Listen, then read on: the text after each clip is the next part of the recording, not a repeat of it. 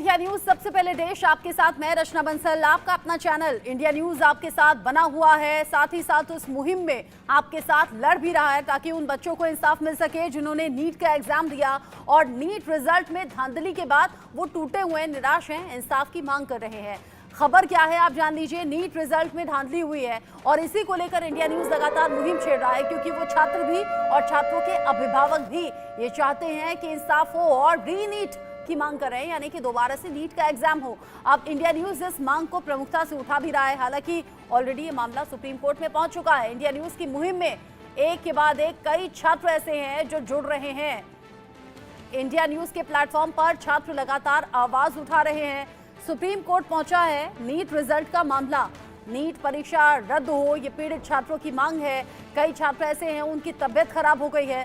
पीड़ितों के जो अभिभावक हैं यानी कि जो छात्र हैं उनके जो पेरेंट्स हैं वो भी ये कह रहे हैं इंसाफ हमें मिलना चाहिए। सीबीआई जांच की मांग भी यहाँ पर हो रही है।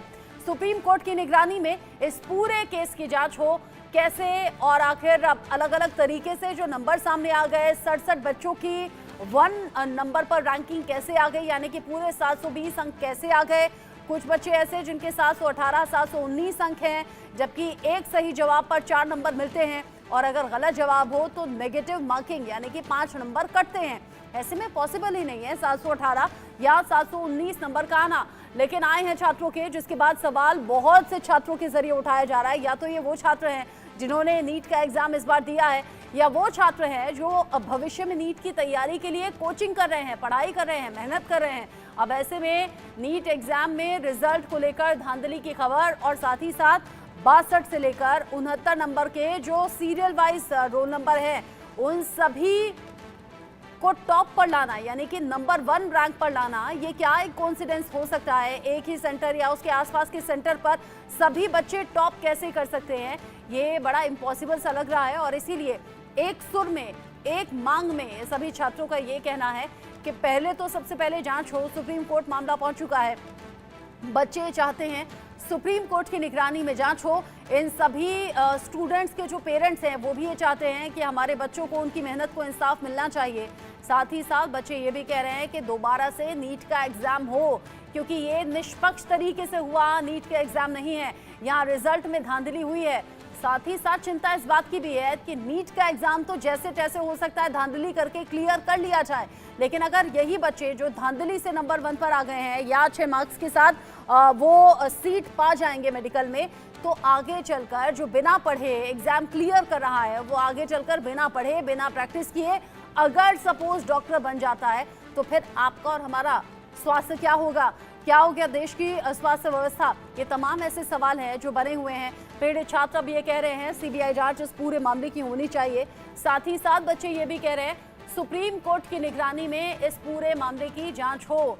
बड़ी खबर नीट परीक्षा रिजल्ट को लेकर है, धांधली का ये केस है, सुप्रीम कोर्ट पहुंच चुका है। यहाँ पर ग्रे मार्क्स के फैसले को हाईकोर्ट में चुनौती दी गई है। दिल्ली हाईकोर्ट ने याचिका पर एनटीए से जवाब भी मांग लिया है। परीक्षा रिकॉर्ड सुरक्षित रखने का निर्देश दे दिया गया है। दिल्ली हाईकोर्ट में 12 जून को अब इस मामले पर अगली सुनवाई का दिन है, यानी कि इस तरीके से जब याचिका लगाई गई या फिर कोर्ट के भीतर इस मामले को उठाया गया तो कोर्ट ने भी एनटीए से जवाब इस मामले में पूछ लिया है, जाना है और अब ये कहा है कि इस रिजल्ट को सुरक्षित रखा जाए। एनटीए से जवाब मांगने के साथ ही दिल्ली हाईकोर्ट ने कहा है परीक्षा का जो रिकॉर्ड है उसे सुरक्षित रखा जाए। 12 जून अगली सुनवाई की तारीख है, 8 जून है, अब 12 जून को अब इस मामले पर अगली सुनवाई होगी।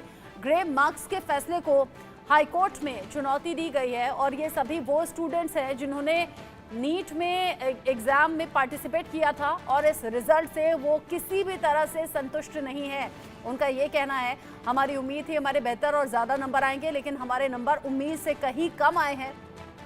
ऐसे में इस रिजल्ट को लेकर हमें धांधली की पूरी आशंका है। आप खुद सोचिए 67 बच्चे, 67 बच्चे जो नंबर 1 की रैंक पाए हैं, यानी कि 720 अंक उनके हैं, जबकि इससे पहले ये रिजल्ट काफ़ी कम रहता था, यानी कि नंबर 1 की जो पोजीशन है, जो रैंक है, वो बहुत इक्का दुक्का ही स्टूडेंट्स की आती थी, लेकिन इस बार 67 छात्रों की आई है।